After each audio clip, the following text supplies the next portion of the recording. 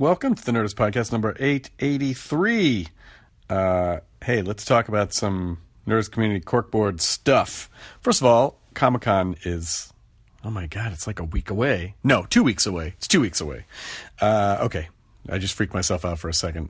All right, it's 2 weeks away. I'm going to be doing a lot of stuff there in the coming days. I'll be able to announce all the panels that I'm going to be moderating, so I'll see you out there. But I can tell you we are not doing a Nerdist Live show this year, and I'm not doing stand-up this year because my schedule was... my Comic-Con schedule was killing me.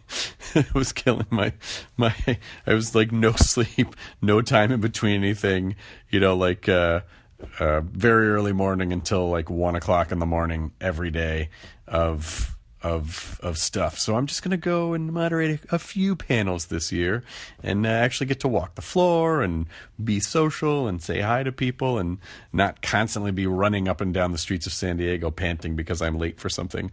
So I'm very excited about that this year. But I believe actually they're doing Mystery Science Theater live there at Comic-Con, so you should go see that. Go see Jonah and the boys do their Mystery Science Theater show, I believe, at the Balboa. But the first thing I can tell you is the Nerdist panel has moved to Hall H. How did we pull that off? I don't know, but I'm very excited about it because that's like the biggest honor you could get at Comic-Con is being able to present at Hall H. So we'll be there Thursday at 4:45 p.m. That'll be the Nerdist panel. We'll talk about Nerdist stuff. Chobot will be there. Dan Case will be there. Other people, Nerdist people that you know, and we'll answer your questions. I like to do mostly Q&A for those because people have questions and I want to answer them. So we'll present and then we'll answer your questions. So Comic-Con will be the 20th through the 23rd of July down in San Diego Comic-Con International. Come down. I will see you there. Also on the Community Corkboard, my name is Lloyd Elmore Jr. I write a blog that started out where I talked about my depression and then has turned into a blog about inspiration. I'd love to get more people to read it, and I can't think of a better place than Nerdist since most blog posts reference a movie or TV show that I loved. It's called AmbientThoughtBlog.com. Thanks ahead of time. Well, no worries, and great job to take something that has been something to process and struggle and turn it into a positive thing for people. Good job, Lloyd Elmore Jr. That's what I do all the time. So I'm very proud of your decision. Reddit user Decius X says, hello, I would like to share this event from the 501st Legion and Make-A-Wish Foundation. They're going to have a Stormtrooper helmet art auction near D23 on July 15th. Check out the event page on Facebook by searching Project Wish 501st Legion Stormtrooper art auction. This episode is Andy Samberg, a three-peat. It's the third time Samberg's on, and I love him. He's just one of those people that is not only fun to be around, but it makes you feel funnier because he's so funny. But I absolutely love him to pieces. He's promoting Tour de Pharmacy, premiering on HBO July 8th at 10 p.m. And, of course, it'll also subsequently be on HBO Go and HBO Now. So watch it, support everything he does, because I love him. Here's the Nerdist Podcast number 883 with Mr. Andy Samberg. Katie, please roll the thing. Now entering Nerdist.com.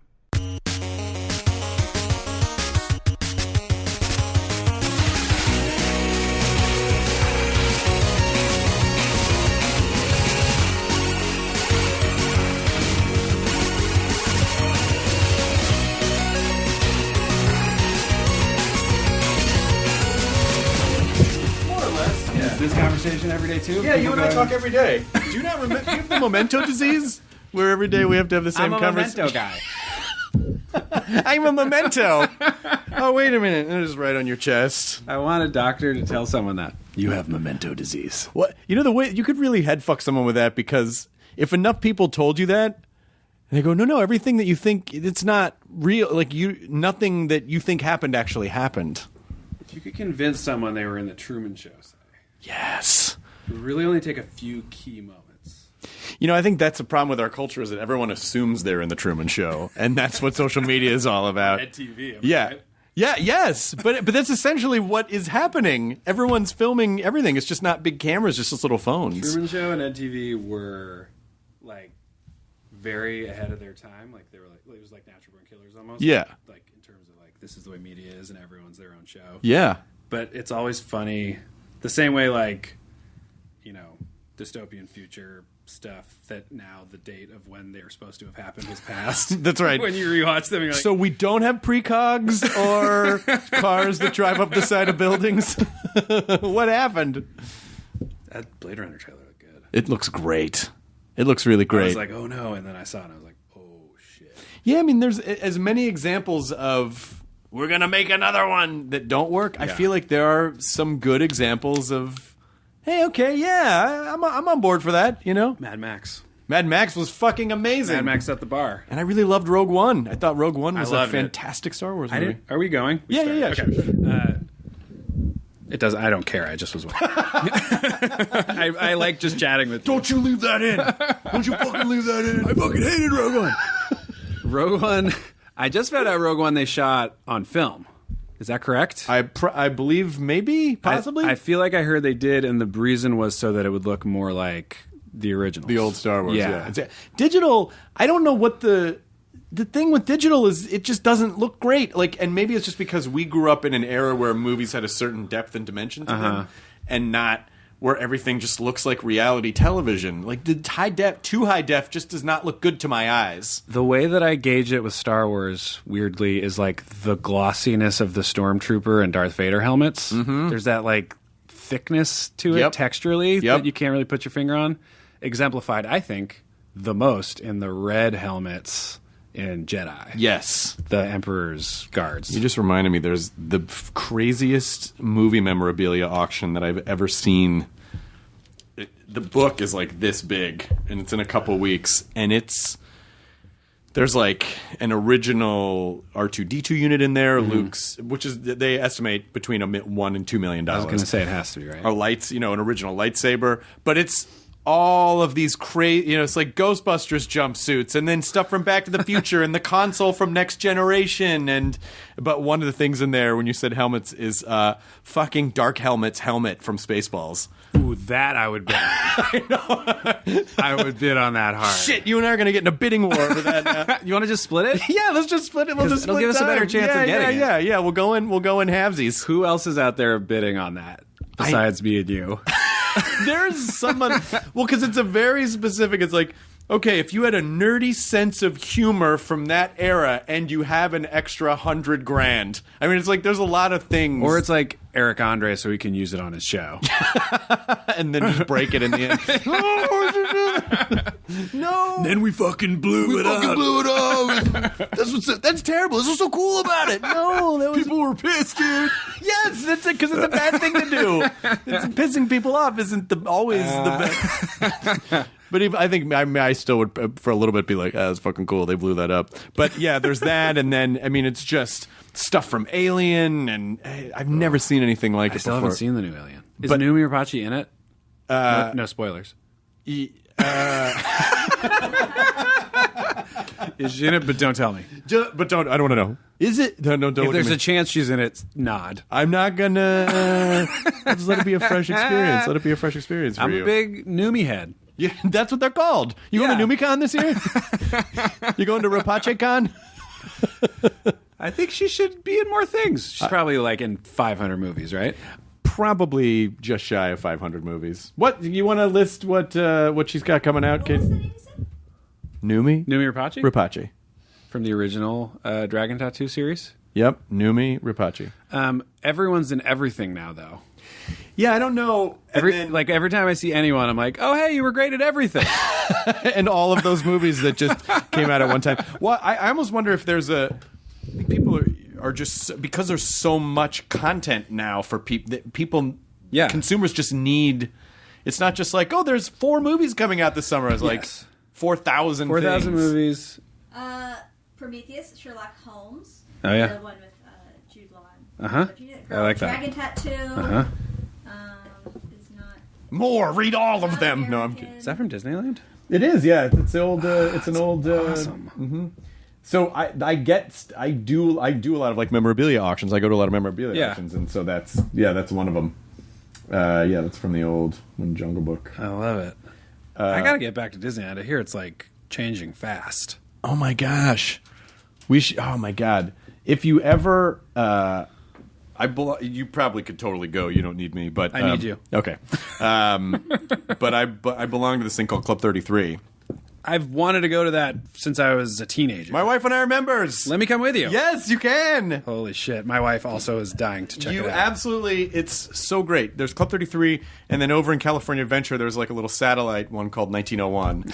Okay. And they're great. They're great.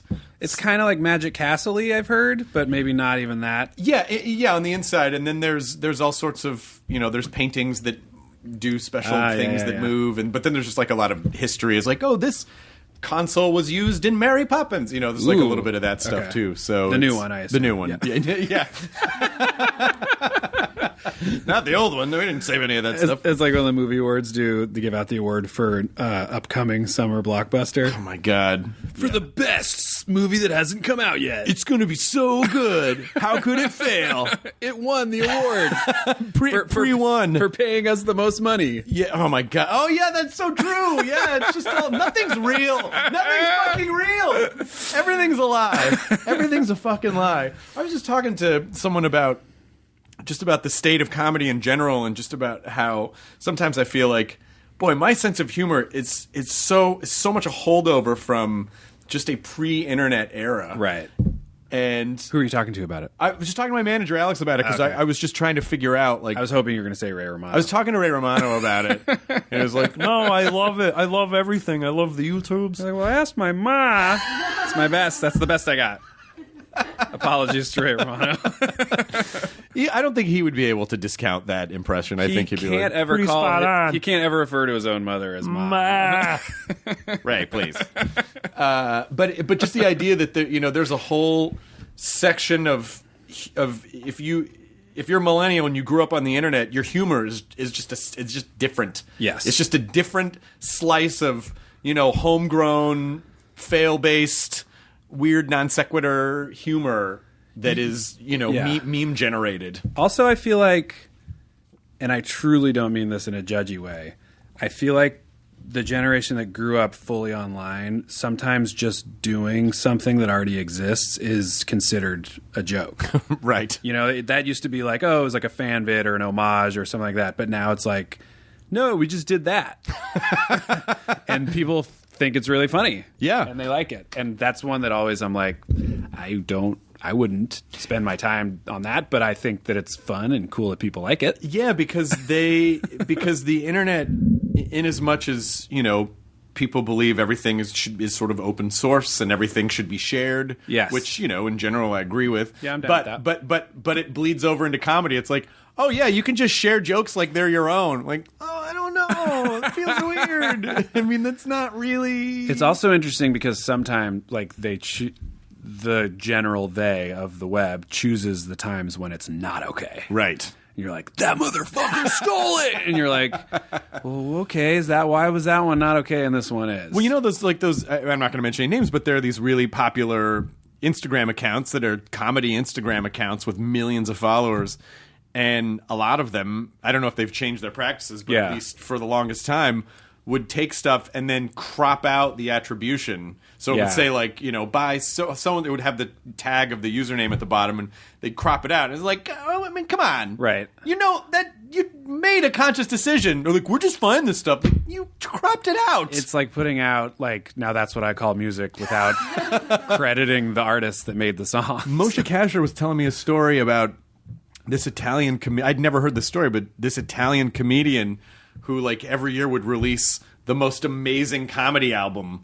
And it was like, he was this huge comic in Italy. And then after a handful of years, they discovered he would just come to America. No. Just like, like listen to Richard Pryor or whoever. Yeah. And then just translate it into Italian and just go do... When was this? I don't know. Before the internet, probably. Maybe, or around the same. Maybe the internet's what busted him. Maybe the internet's what got him. You got busted. Internet busted you. You say that at least once a PCast. Every day, yeah. And I call it a PCast. Okay, so we got our You Got Busted in. When's he gonna do the busted bit? Hey, how's it going? You got busted. I didn't do anything. I was just walking by. Did you find it? No. I got a You sure it was Italian? See. I'm gonna text Moshe and ask him if he. The stuff in here is too cool to do your podcast in here because it's too distracting. I want to look at all of it. Oh yeah, we want to look at everything, all the toys. It's so just a small piece of stuff that you have? that I'm starting to become overwhelmed. This is the second place I've been that has face grabber stuff. Oh yeah, well because it just came out, and so I think they were. One of them had the actual cocoon like as it was opening. Yeah, but it's stuck in that position. Listen, that auction has the original ones of those from the original movies. I can't relax with that in my eyesight. Like I'm glad it's behind me. It does. It just it's prehensile, and it'll just fold over your face. And it's so gross. It's really great. That's definitely one. But that was from an era where, and sometimes when I kind of talk about practical effects, people who do CG effects are like, "Hey man, we have a skill too." And yes, you do. But there's something about the limitation of practical effects that created terror because they couldn't show you everything. Correct. And that was part of the fun of it. Is your imagination. Jaws. Yes. Yeah. Your and then even Alien, just seeing a head come in. Yeah, always sort of wreathed in shadow. Yeah, exactly. Do you, if you are making a movie, do you ever think, but how much special effect heavy stuff have you ever worked on? Not a ton. I still am waiting to be asked to be in a disaster movie. That's like my big... You might have to just make it. My big fantasy. You might have to be like Owen Wilson in Armageddon. That's like my dream. Have like a few little quick jokes and then like hang on wires for like hours and hours. Look out, man. Armageddon's coming, That's man. Good. Hey, come on. Hey, where's my buddy Ray Romano and his mom? How come you're Chewy? Or whatever he says. But even in that, yeah, good Star Wars jokes. It's a good, yeah. And that was recent, like right around Bottle Rocket times. I feel like I had just sort of started discovering Bottle Rocket, and then I was like, holy shit, the guy from Bottle Rocket's in Armageddon. I think a lot of people have, because my schedule sucks, and I never audition for movies, so I never am in movies. But I feel like I would never want to be like the main guy in a movie. I just want to be the guy that comes in and says a couple ridiculous things and then leaves. No pressure. Yeah. In all things, that is much safer, I'm finding. Like if it's your big old schnoz on the billboard and then, let's say hypothetically, it doesn't make as much money as people want, then you're like, oh, I wish I was the side guy. It's not my fault. It's the Mummy's fault. The Mummy was on the poster. The Mummy. I'm excited to see the Mummy. I'm excited to see it too, but you better see it quick. Because I don't think it's... I see everything on... like iTunes or on demand now anyway. Yeah, I guess that's true. When was the last time you actually went? When was the last time you said, honey, let's go to a movie. Let's park the car and head on in to a theater. Force Awakens? Oh, what? Oh my God, that was like a year and a half ago. Yeah. Oh, nice. I don't go there that much. But it's because A, I'm lazy. Yep. B, I'm busy. Mm-hmm. And C, things come out so fast on demand now. Yep. And also home entertainment systems are pretty dope. Yep. Where I'm just like, this is surround sound. Yeah. I'll take it. Yeah, when you used to have like a 20-inch CRT television with the little speaker and the thing. Yes. Then, of course, you would go see and a movie. VHS, and it's like 4x3 and all that stuff. But now it's like, no, I'm like in a movie theater at my house, basically. But there are some movies that I think what's going to start separating the theater versus home theater experience is it's just like giant event movies where you go, oh, you kind of need to see it on a massive screen. Like Rogue One was great to see on a big screen.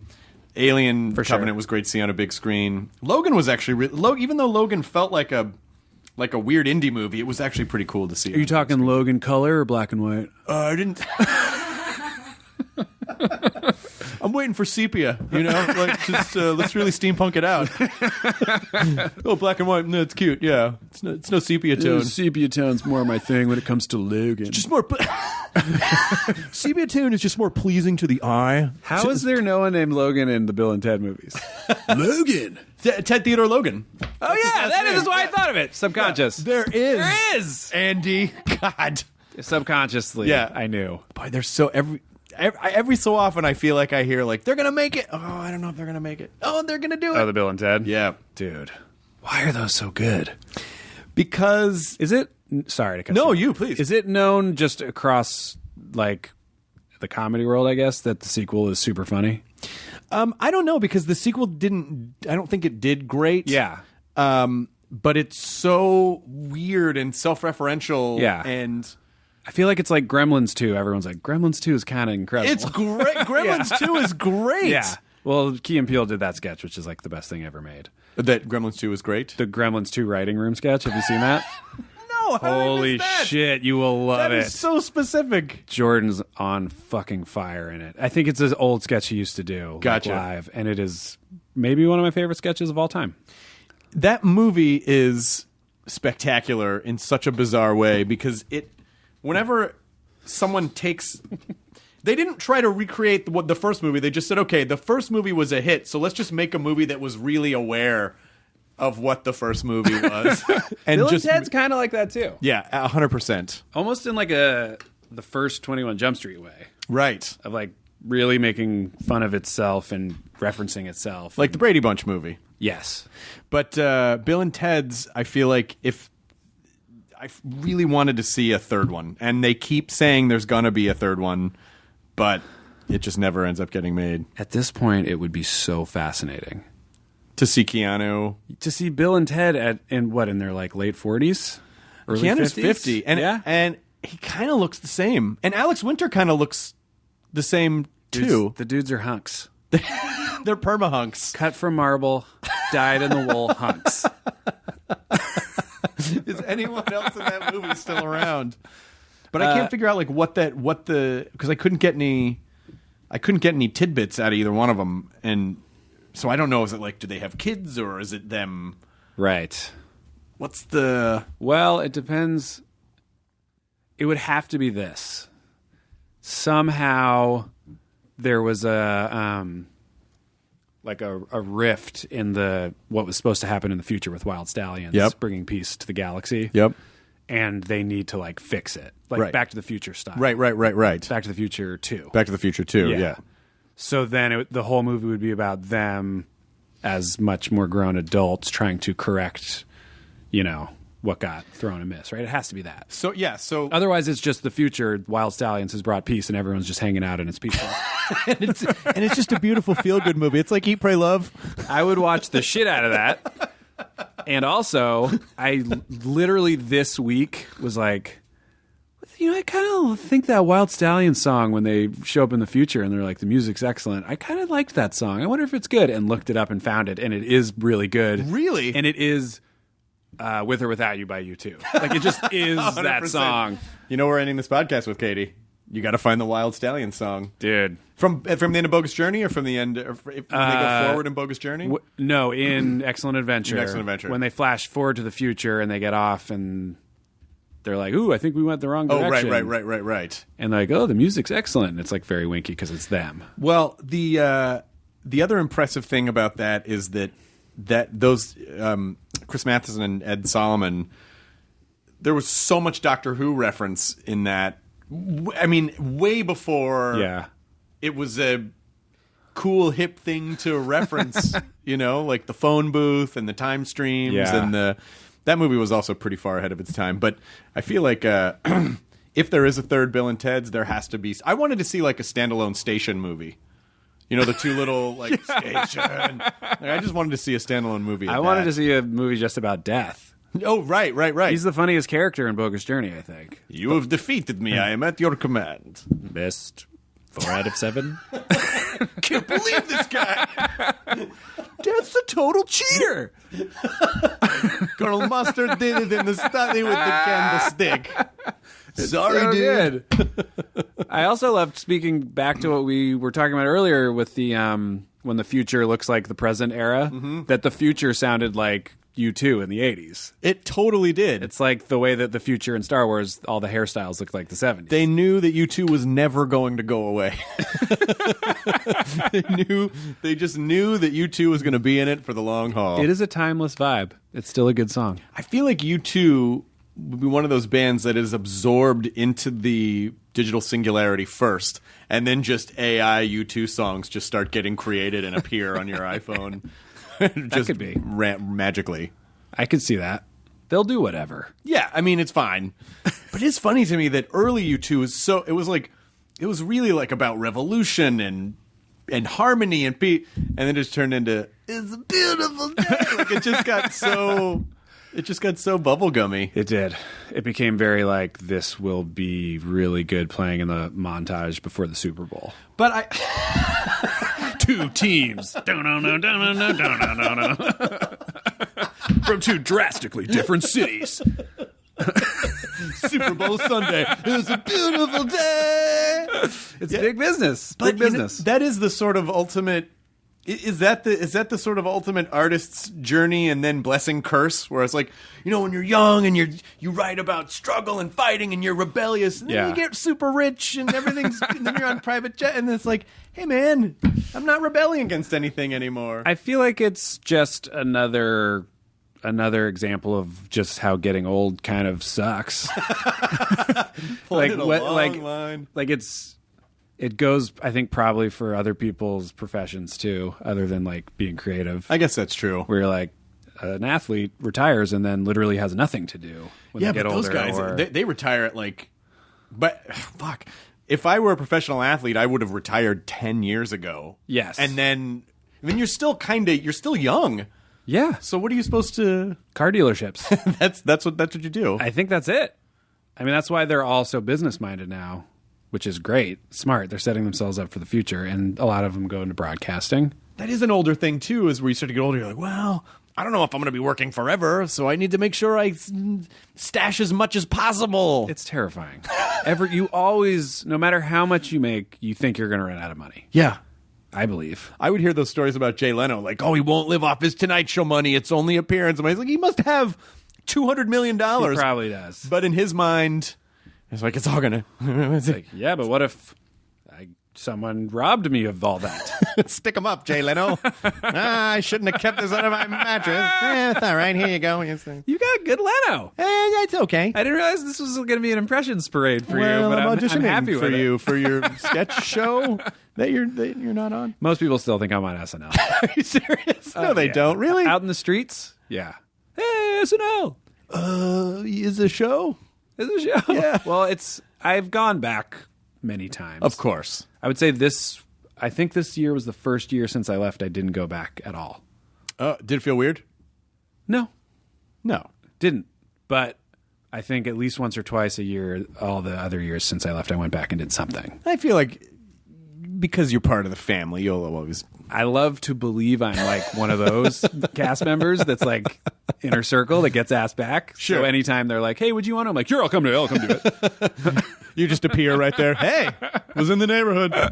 Yeah, but it does.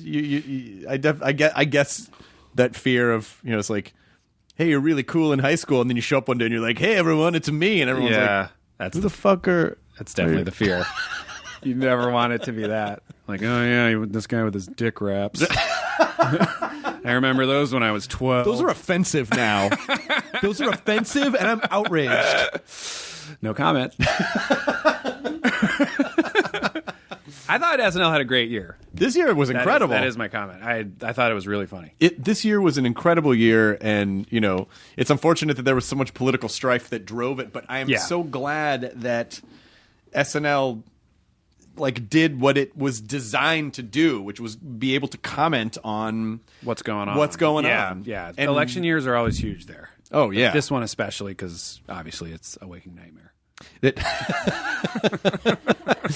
I'd never spent any. Who was that? Was I just talking to someone on the podcast about when we shot? I did Red Nose Day, and we shot it at 30 Rock, and we shot some stuff on the 8H stage. Yeah, and so my dressing room was it's like the first dressing room right off the stage, and I just the whole time. Because I never really spent much time there. The host dressing room? I don't know. It's like, so if you walk out of the studio... You go to the right. Turn to the right, and it's the first room in there. That's the host and musical guest. Yeah. I'm so glad I pooped in there. You sat on a toilet. So many greats have sat on. So many greats. Kind of in the back of my mind, I'm like, I don't really have to poop, but I kind of got to make it happen. Just going to go rub my butt around on it. Just soak up some of that Mick Jagger. Yeah. All right, then. There's another one. Come on. Now I'm very self-conscious of how many stupid voices I do. This is as good as Harry Styles. No. I'm in sync now. I was at a party once, and he was there, and I was talking to a couple comics about Trump, just about everything that's going on. Like, wow, this is during the election. Yeah. And he walked up and he heard didn't say anything. He heard 3 minutes of the conversation, and then just like a cat, went into another room. And I'm like, oh yeah, if you're Harry Styles, you probably you aren't conditioned to have to sit through conversations that aren't interesting to you. Your thought is just like, oh, I haven't been inside someone for like a minute.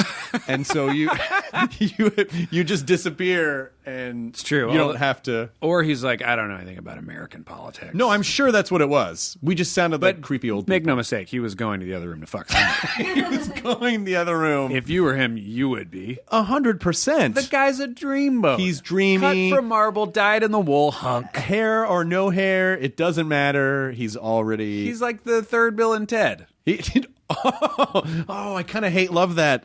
Like, if they could use him properly, it would be kind of fun. Actually, that's not a bad idea. It's not a bad idea. Get Harry Styles on the line. Hey, Keanu, busted! Yeah, I really hope I just hope they don't do it with other people. I hope they do it with Keanu and Alex. And Agreed. It's not like Agreed. a new era of Bill and Ted. No, that never works. No. Have you ever been presented with an idea that was like, we're going to give you a lot of money if you do this thing, and you're like, I don't know if I want to be the guy that To redo a thing? Yeah. I think I've been on a list of people that they were feeling them out. Got it. Not necessarily like I passed. I don't want to make it seem like if anyone is attached to or does these things, right, that they were asked after me. Right. But when your agent will be like, hey, they're asking around to see if people are interested in working on like Police Academy or something like that, or like Fletch is another one that was bouncing around. Oh yeah. Who plays Fletch? I wouldn't touch it with a 10-foot pole. Are you kidding me? To me, it was like, that is just him. If Chevy Chase can't follow up Fletch with Fletch Lives successfully, who can come in and be? Well, it's like Fletch? You wouldn't be like, we're going to remake Billy Madison. Right. You're like, no. They did a pretty good job. It's Sandler. He's Billy Madison. Yeah. And he's still going. And Chevy Chase could do Fletch if you want to do another Fletch. It's Groundhog Day with Nope. Well, they did do that one. They just made it sci-fi. What? Oh, right. With Edge of Tomorrow. Yeah, Edge of Tomorrow. Which is fun movie. Edge of Tomorrow and Looper, my two favorite sci-fi movies of the last 10 years, I think. Both great. And I think Looper did well. I think Edge of Tomorrow didn't do as well, but I think they didn't. They're doing a sequel. They are? Because it did international. Oh, good. Cruise does international. He brings it. Well, that's it. Like when Mummy came, Mummy didn't do as well this weekend. And listen, I don't think anyone feels bad for a big movie star. Like, oh, he's fine. He's got money. He's got fine. But he's a really nice guy, and I always feel like, oh, I root for him, And when they say, I saw the articles that were breaking down the like, maybe his star is fading, or maybe people don't want these problems. Like, you know what? If the movie had been great, people would have seen it. I don't know. Like, it's just as simple as that. They're just filling the silence. He just put out Mission Impossible, and it was like the biggest thing ever, right? I don't think anyone's worried about Tom Cruise. He's like one of the last real movie stars, right? Yeah, him and I guess Harrison Ford's. I like that Harrison Ford's just kind of wrapping up all the loose ends. He's got to die in all his original movies. I think that's the thing. Yeah. He's got to just go through and just like wrap them all up. If he dies in Blade Runner, I'm going to be pissed. I'm positive he'll die in Blade Runner so that they can't ever recast Deckard. I'm positive that they will. And then this way I can just die in real life. He's got to... He's gotta go die in all those Tom Clancy movies. No, how dare you, Mr. President? Oh, I've been shot. Oh, shit. Ryan Gosling, pick up this gun and go save the day. But you're a different character. You're a different guy. Not the same guy at all. Different guy. I just want to make that clear. You're Tony Ryan. No relation. No relation. No relation. Still a coincidence. Writers probably should have thought that one through. There's no relation for no reason. Why bother having his last name be Ryan? That's not our job, kid. The whole movie, they'd be like, "This is Tony Ryan, no relation." Yeah, but you guys, you're both kind of tall and handsome, and you're going, all right, it's a coincidence. We got to save the president. That's incredible. No, Wait, but but really- in Indiana Jones, Shia was his son in the end, right? That's what the reveal was. I guess so. And what was his name? Minnesota. Minnesota Peacock Jones. I don't know what his name was. I enjoyed that movie fine. You know, People were like venomously hating that movie. well, I think The monkey sequence, but otherwise it was fun. I think what's hard for people to His name was Mutt. Mutt. Jones? Williams. Oh, Williams, because he didn't know that he was a Jones. Right. I think what's hard for people to understand is when you're a kid and you see something that you've never seen before, you can't recreate that experience. Right. So nothing is there. The older you get, the very few things you're going to be like, my mental horizons have been widened because you've just seen so much. So Yes. you have to understand that you are watching things on a bit of a curve. Yes. From when you were 13 years old. I think that's fair. So you can't, That said, like Temple of Doom is so aggro compared to Crystal Skullhead Vodka or whatever it was. Right. Crystal Skullhead Vodka. Yeah. Sponsored by Aykroyd, yeah? Yeah. Aykroyd's vodka. I know what you're saying, though. I'm sure kids saw that Indiana Jones and were like, this is great. Right. He's swinging through the vines with monkeys. Oh, but you needed to see the original one when he went to the... That one's slow. How dare you? It is interesting, though, like now that everyone has kids that I know, they show the old movies we loved when we were kids to their kids, and their kids are, some of them, they're just like, it kind of sucks. And you're like, what? How dare you? And then I remember my dad being like, have you seen the original King Kong? Oh, where he's all like weird Watching like, yeah, and his hair. The claymation movie? Yeah. It's fine. It's like it's like those sequences in Pee-wee's Big Adventure. Yes. No, it wasn't about that. I will say now as an adult with like a degree in film, I do know like historically that King Kong was really cool and important, and I do love watching it. But like when you compare that to Star Wars when we were kids, you're like, no, I don't want to fucking watch Star Wars. Well, there's just this. I think the same complaints we had about movies from the 30s and the 40s just being sort of slow and drawn out. Yeah. Is just exponentially because kids are just stimulated all the time. Yeah. And I know I've had people, I've friends who they've shown their kids, episodes 4, 5, and 6, but then they show them 1, 2, 3, and they find the kids respond better to the prequels, Right. than the originals. Because it looks more like the stuff they watch. I guess so, yeah. And it They're also used to was just- made more with kids in mind, I Right. think. You just wish the prequels had looked like Avatar. Yeah, but they didn't. Boy, fucking James Cameron. That putting all of your. How he many is the king of- Avatars? There's 4 Avatars being made There's right now. a ton coming out. And you really think he did something which you really should never do in the business, which is he's the put all your eggs in one basket guy. Yeah. I'm going to spend 10 years on one thing. I think he's just like the way that like a junkie is looking for a new fix. Like you have to do more and more heroin kind of in order to get off. And he's like, well, I did Titanic. They said that was going to be the Titanic of movies, and that was the biggest movie ever. And then I did this Avatar weird ass thing, and it turned out to be the biggest movie of all time again. Maybe I'll do 5 Avatar Why movies. not just and do 5 of them? Spend it all at once, because fucking that'd be crazy. What if he's working on anything? Yeah, and then in between that, he just goes to the bottom of the ocean. Does like a crazy Yeah, documentary about the I was going to go to the bottom of the ocean. But in between, while we're sorting out the technology to make the CG look really good. Can you imagine shooting anything with that kind of budget? No, I don't. He's probably spending like billions? A billion? Maybe. Ultimately, I mean, for all of them together, probably.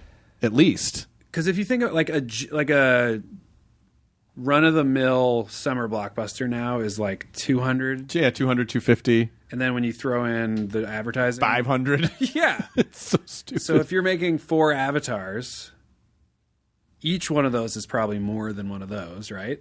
Yeah, probably.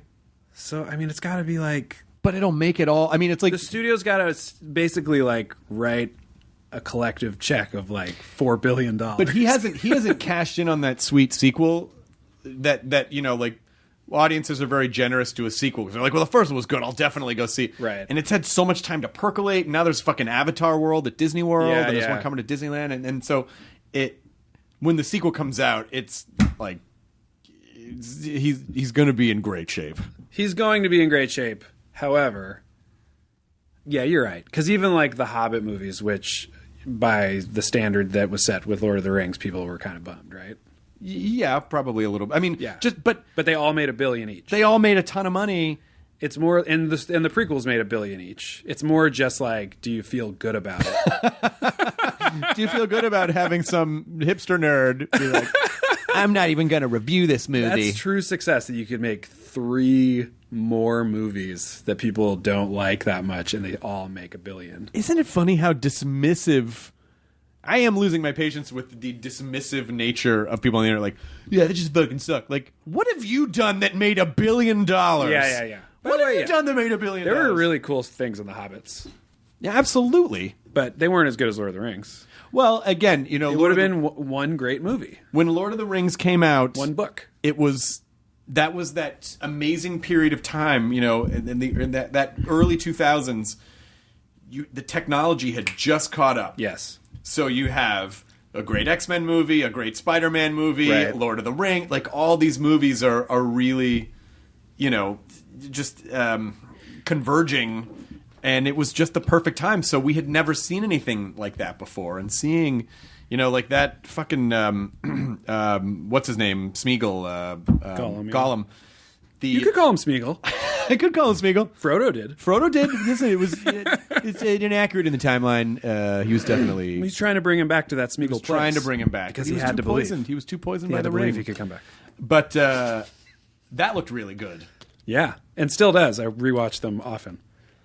But how does Jurassic Park hold up from like 1991, 1992, and I watch like a big budget action movie today or a big budget sci-fi movie, and I'm like, how are they still not getting the weight down and the movements? Yeah. Like, I feel like they spend so much time like, but look at the hair. Uh-huh. You can see the hair follicle. Like, I know, but it just looks like Feels he's walking weird. on a cloud. Yeah.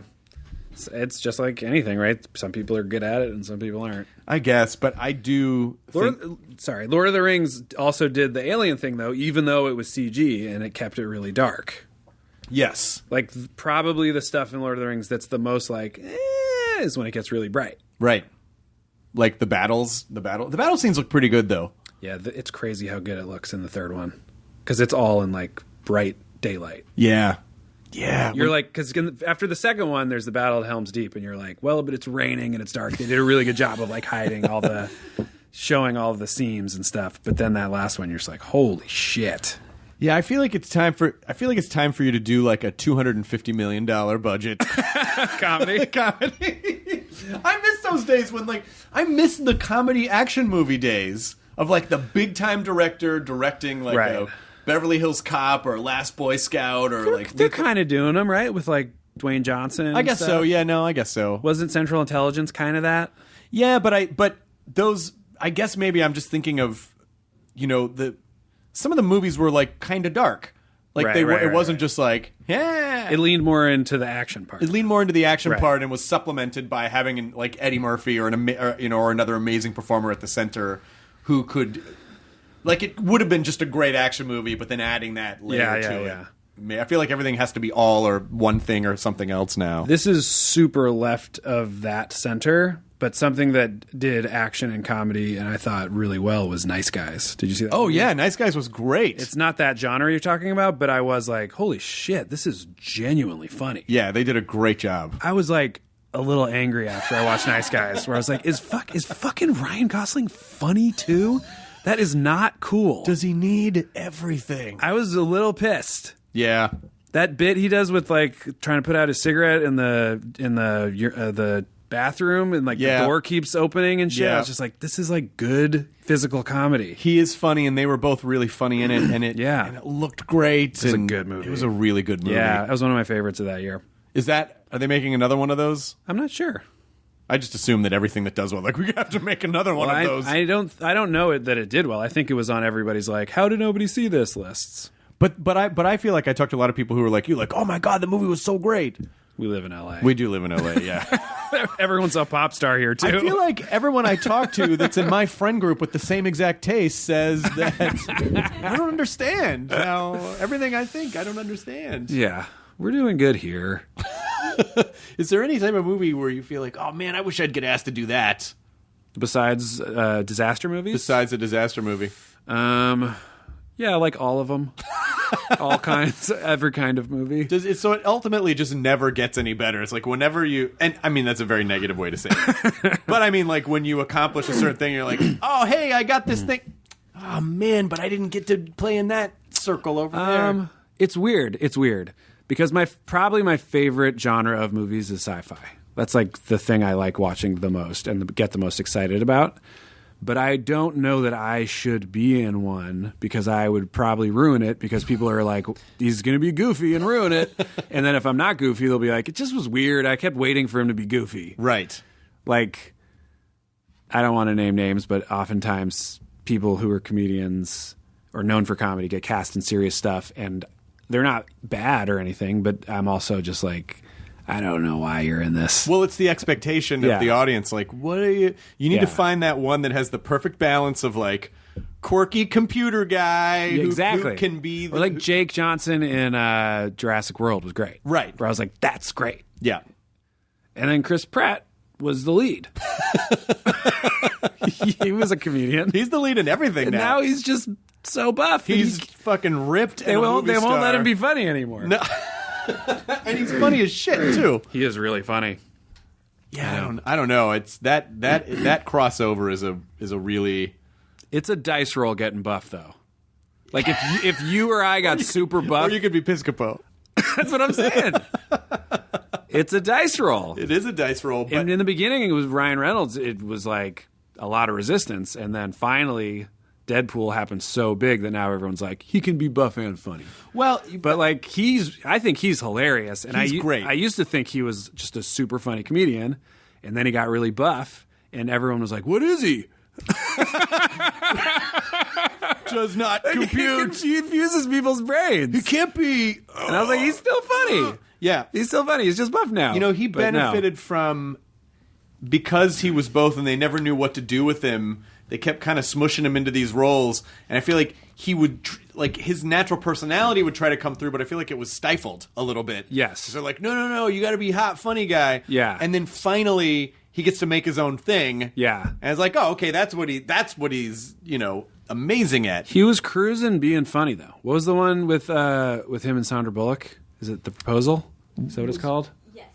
That is a good movie. Yeah. Like, I watched it not voluntarily, and then by the end I was like, that was fucking great.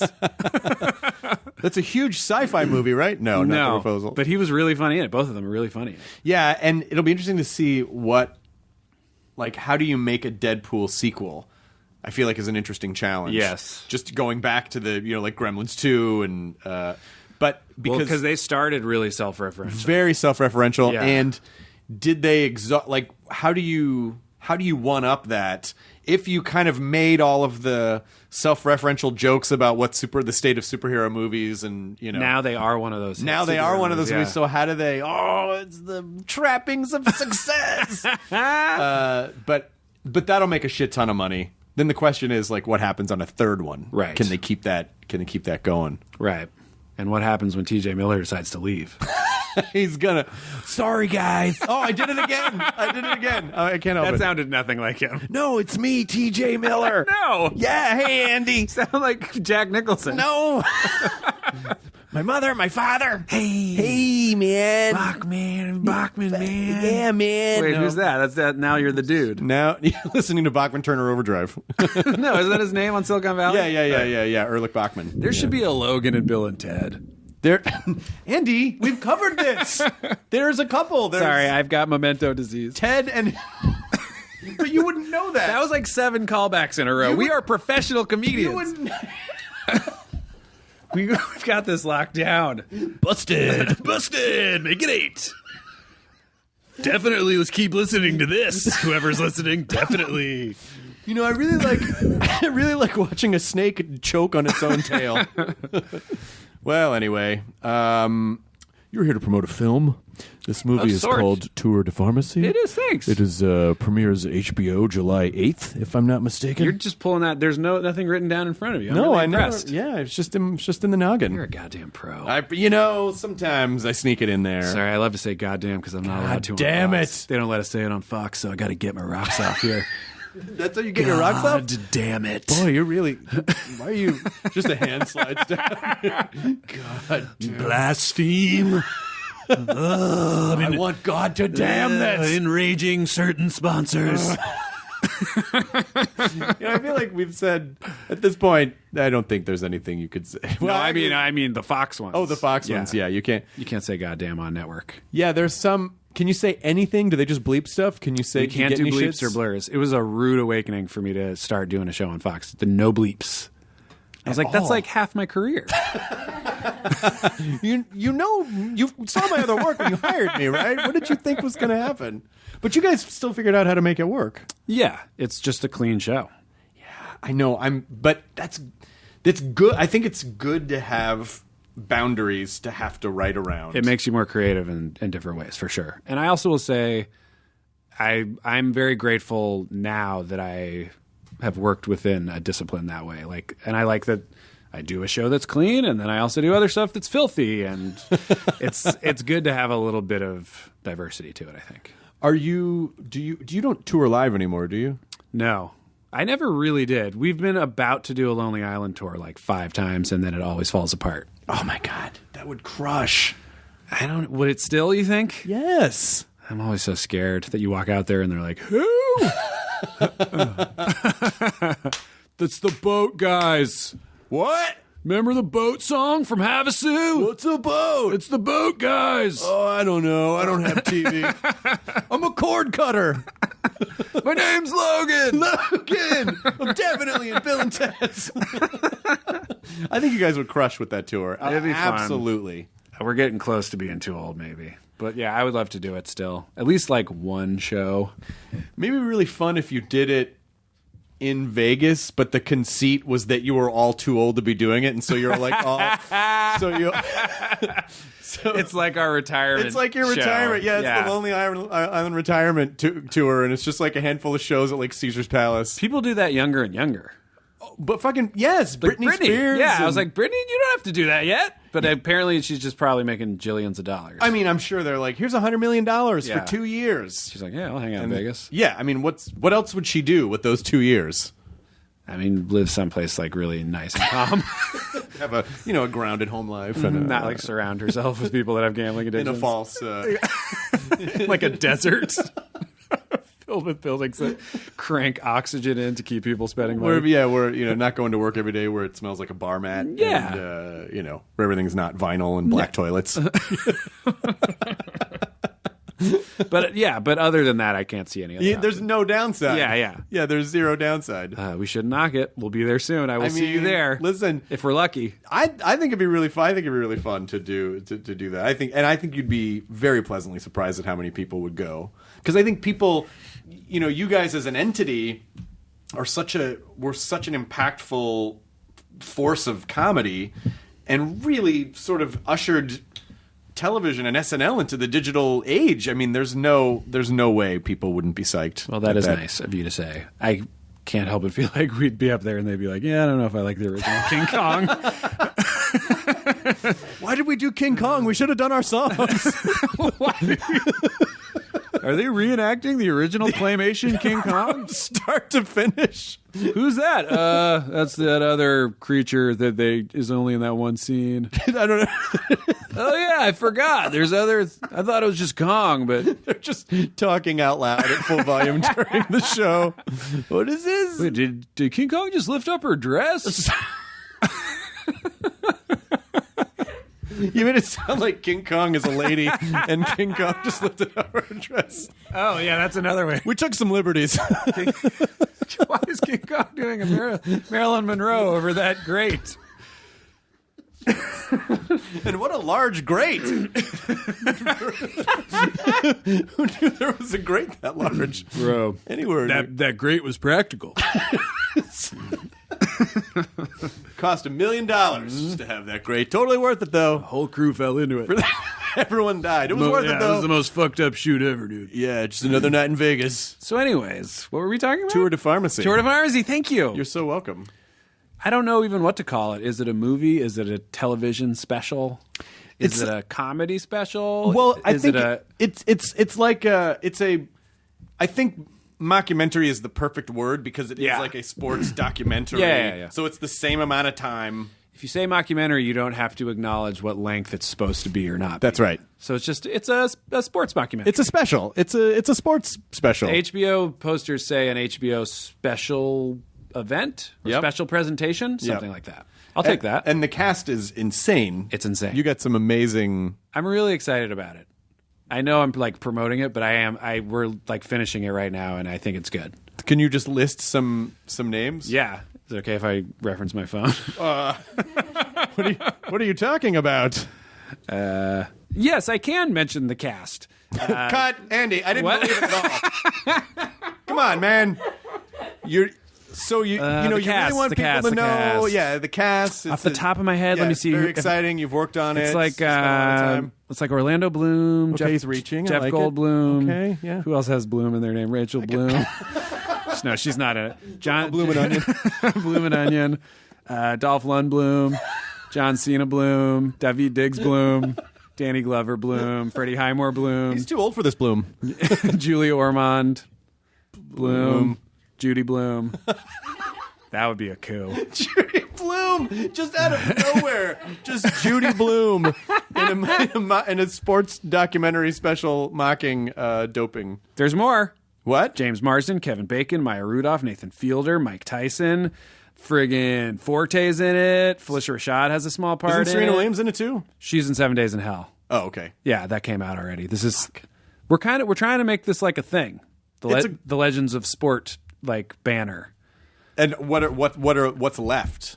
Like what sports are left? We have to choose whatever the next one is. Golf. You think golf? Well, I think especially with everything that's going on with Tiger and all of the... Yeah, that's true. There's a lot of funny stuff to pull from golf. Golf is scary, though, because there's Caddyshack and Happy Gilmore. That's true, but Caddyshack is not a professional golf movie. Happy Gilmore is, but it's not like... But this documentary style... It does. It differentiates it. Totally. I mean, it's no Tin Cup. Love Tin Cup. Me and Akiva, my buddy Akiva, you know him. Yeah. But he's a huge Kevin Costner freak. Like, he'll watch anything Kevin Costner's in. Yep. And we definitely watched Tin Cup. There's a song in Tin Cup in the movie that I believe at the start of it, the singer goes, "Go on and get 'em, Cup." Like as if... Like that, his Cup's name a guy. His name is Tin Cup. He just didn't understand. But it's like the song should be at the end of the movie in the credits. Yeah, that's the one where you're like, it was a crazy movie, and this happened, and then this happened. But it was still shouldn't reference a thing like it's a guy's name. It was like the montage song in the South Park. Team America or South Park? Team America, probably Team America. They did it on the show too, I think. Something similar like that. Probably so. Regardless. It doesn't matter. It doesn't matter. It matters. It matters to me. It matters so fucking much. It matters to me. This might blow your friend Akiva's mind. In a little movie, you may know this, in a little movie called Night Shift, a comedy that holds up. Yes. Amazing. Ron Howard directed, Michael Keaton, Henry Winkler, Shelley Long. Do you remember the movie? I haven't seen it in a long time. Okay, so they start a prostitute ring in the morgue. Yes. They work for the morgue. Yes. When it's in full effect, kind of winding up to the end of Act 2, they're throwing this big party in the morgue. There's a bunch of frat guys there. Oh, I like frat guy number 2, Kevin Costner. Holy shit. And you see him for a minute going, drink, drink, drink in the background. And if you look at the credits, frat guy number 2, Kevin Costner. I love that. Yeah. I recently, for the first time, watched Long Goodbye. Uh-huh. Schwarzenegger. Yeah. Just standing there. Just being huge. Like he's just being like a silent bodyguard. Yeah. And I think that was his first role in a movie, right? Well, Hercules in New York was... That's not a real thing. You're going to see it and go, this is not a real thing. You're going to watch Hercules in New York and go, is this a fucking Adult Swim movie? It's a good title.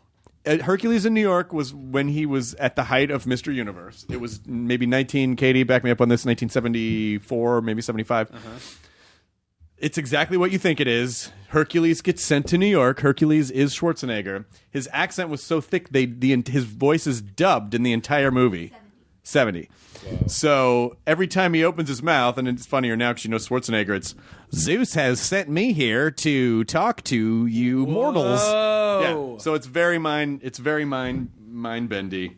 Katie, can you pull up a clip of Hercules in New York, please? I hear that voice. It's fucking great. But the whole thing just looks like oh, this is what Adult Swim does. Premise-wise, it's kind of Enchanted.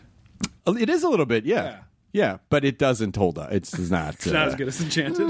Maybe not as quite a... I mean, we just hadn't seen Enchanted yet. So it was Enchanted before Enchanted, and then Enchanted fucking ruined it all. Do you think the lookbook for Enchanted had a lot of Hercules in New York?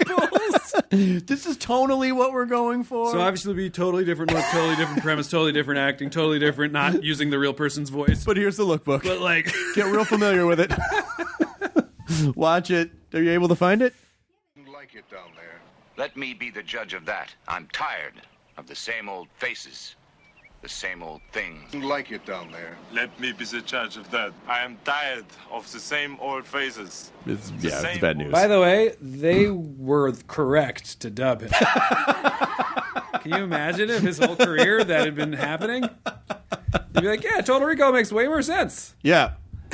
Get your ass to Mars. I don't want to be Quaid. Killian. Yeah, he. But seeing that, like, if that guy could make it with all of that going against him, the thick acts and everything, there's no excuse why anyone couldn't. He got buff. He got super buff.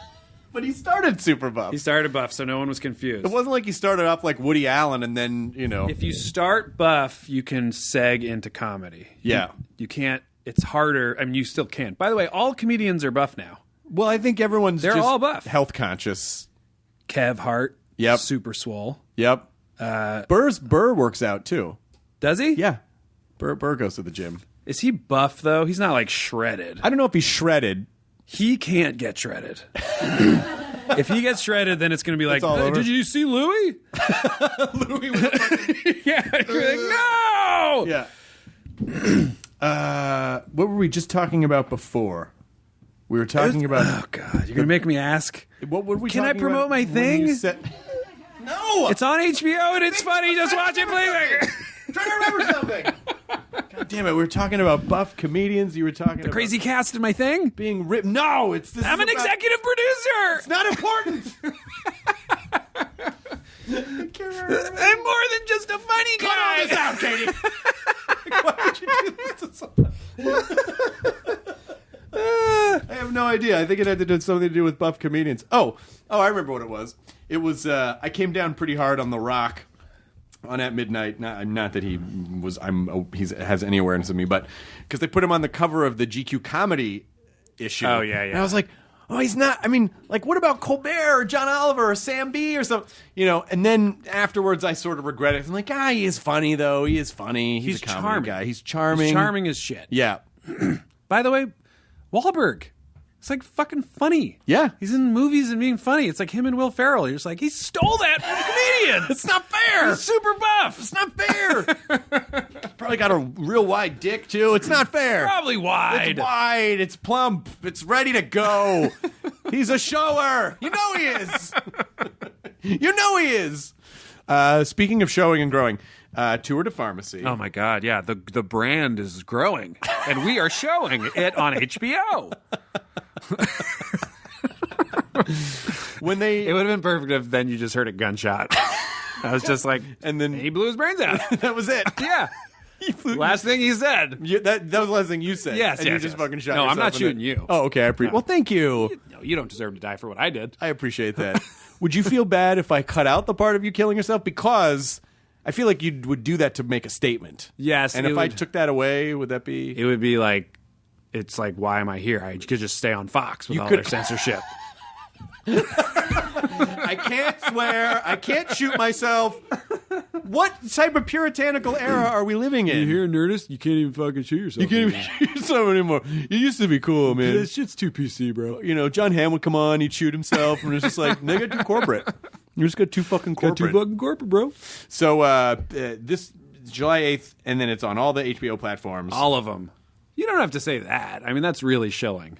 Well, I'm just trying to... I just want the kids to know where they can see it. Yeah, you can watch it on your phone. I don't care. You can watch it on home box office. We're spending a lot of time on setting the looks. Yep. But, you know, if you want to watch it on your phone, If you want to, that's fine. a lot of time in the sound mix, making sure it's properly aged. Can I put any Snapchat filters on your movie? No, I don't think so. I don't think so. You could try. Yeah, you could try. Hey, whatever gets it out there, you know? I'm desperate. Do you... Yeah, sure. What do they want? You want to put some fucking weird sunglasses on me and some rainbows puking out of my mouth? I don't give a shit. Just got to stay relevant. Yes. Like, hey, use this filter where you get butt fucked over a trough. And you're like, oh, nice. Cool. And does it make me... Yeah, it makes you drink the shitty water. The horse water, the trough. This is a very complicated filter.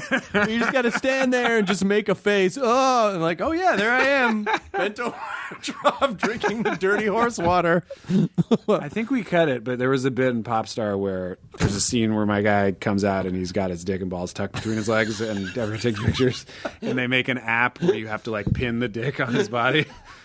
But I think we actually ended up not using it. No, that's in there. Is it in there? Okay, great. Yours played it. Say what? Yours played it, right? Maybe. It might be in the deleted scenes? Is it in the movie? Oh, never mind then. We cut so many things that I don't remember what's in it now.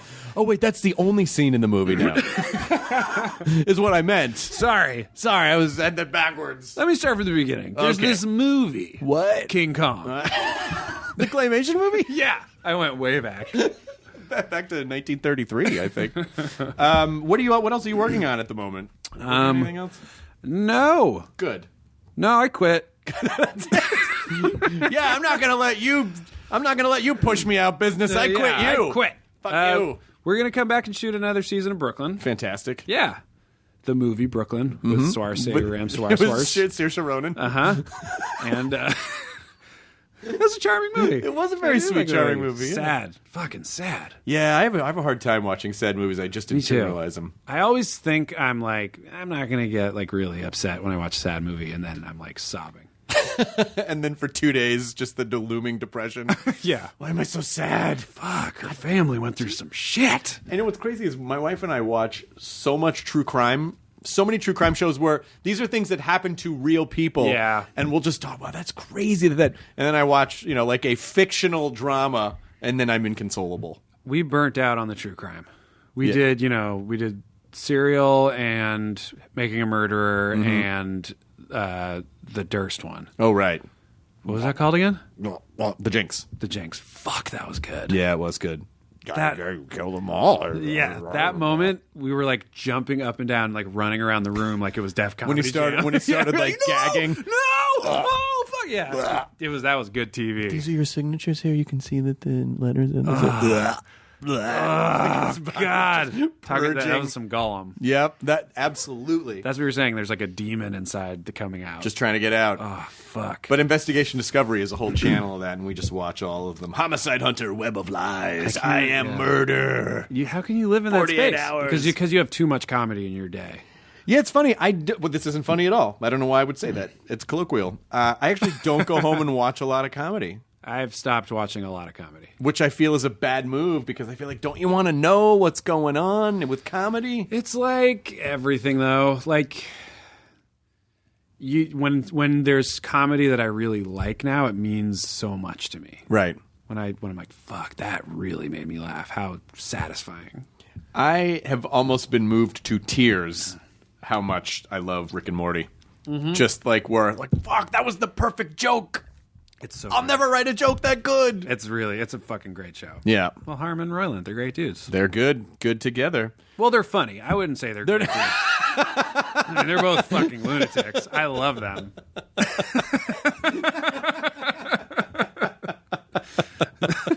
In the best way. Yeah. I haven't seen Roiland in a while. He might have just mellowed out. But when I met him, I was like, you're fucking crazy. I really like you. But when you put all that together, it doesn't always work, and they somehow manage That to. show is brilliant. It's so lucid. Oh my God. It's like it scratches two itches that you think can't work together. Yeah. But it really does. I mean, imagine just when you think about what the pitch is like. Well, it's like almost like a parody of Back to the Future. I don't know.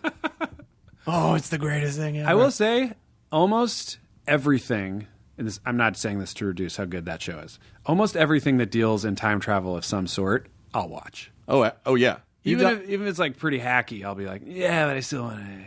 Doctor Who? You a Doctor Who fan at all? Not huge. Okay. But I probably would like it more than I've given it a chance to watch. Did you like Arrival? Yeah. I liked it a lot too. I loved it. It was a fucking gorgeous movie. Talk about, I cried hard watching Arrival. How could you not? It's so heavy. How could you not? She knew what was going to happen and chose to do it anyway. That's fucking super heavy, man. And then just yeah. the whole thing about the language and the... Yes. It was really good and really well done. Everything looked really legit. The aliens looked different than aliens that I've seen before, but they looked like... cephalopods. Yeah, they sold me on it, and they had their own vibe. I was talking to Neil deGrasse Tyson about it, and of course Naturally. He just shattered all of the... Why wouldn't they just use... And then he sort of explained like what you would actually do if aliens showed up. I'm like, Oh, yeah. oh, man. Oh, yeah, Well, okay. that's his own personal hell to live in. I'm like, I intentionally didn't get too smart. I don't want everything ruined. I already can't watch comedy. Yeah, you can't. It's all... You don't want to take away sci-fi. The only thing I'll say about Arrival, and it doesn't even bother me, is they fully pulled a Bill and Ted. Not to keep referencing Bill and Ted, but when she goes into her vision of the future... Right. It's the guy, the general from China, is like, "Hey, just so you know, if you ever talk to me, right, you should probably say this." And it's the tape recorder when they're in jail. Right. And then afterwards, like, "Okay, but don't forget, we have to record that and place it in the jail. Leave your keys over there." I did steal my dad's keys. It was fully. While we were watching it, I was fully immersed in Arrival, loving it, and I went, "It's Bill and Ted. It's fucking Bill and Ted's. It's 100% Bill and Ted's. So what have we learned from this podcast? Number one, you're going to watch Tour de Pharmacy July 8th. Yes. On all the HBO areas. Yeah. You're going to watch Gremlins 2. Ugh. And watch that sketch too, Key and Peele sketch. And watch the Gremlins 2 Key and Peele sketch. You have to watch that immediately. I will. Okay. I promise I will. And then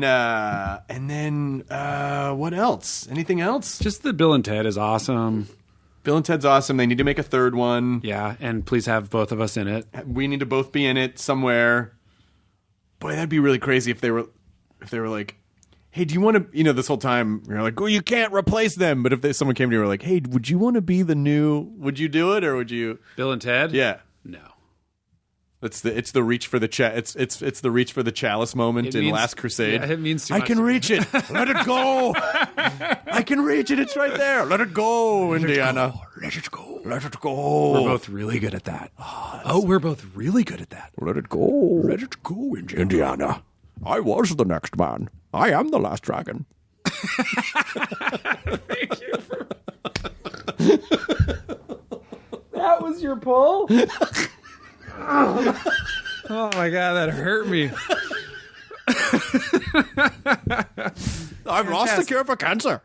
I don't know. That's good too. Medicine Man, huh? Wrap it up with Medicine Man? Medicine Man. You always want to go out. You Side- always want to go out on Medicine Man. That's like rule of 3. Go out on Medicine Man. Comedy. Bill Hicks always said, Go out on Medicine go out on Medicine Man. Man. Oh, yeah, Medicine Man. Well, that's your closer. You know what? Speaking of Medicine Man, kind of wraps it around a Tour de Pharmacy. Yeah. Men's. Stuff. Men. Thanks for doing that. The end. Enjoy your burrito. Fuck.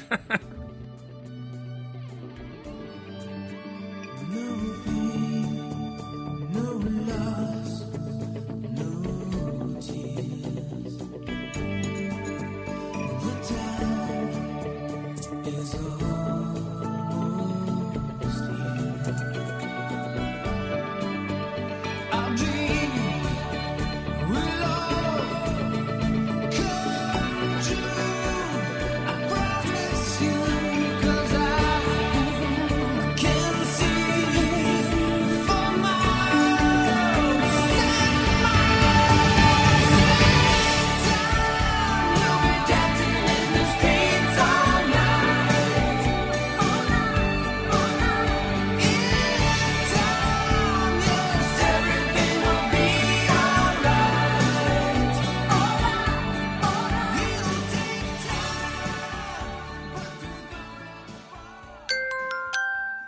Now leaving Nerdist.com.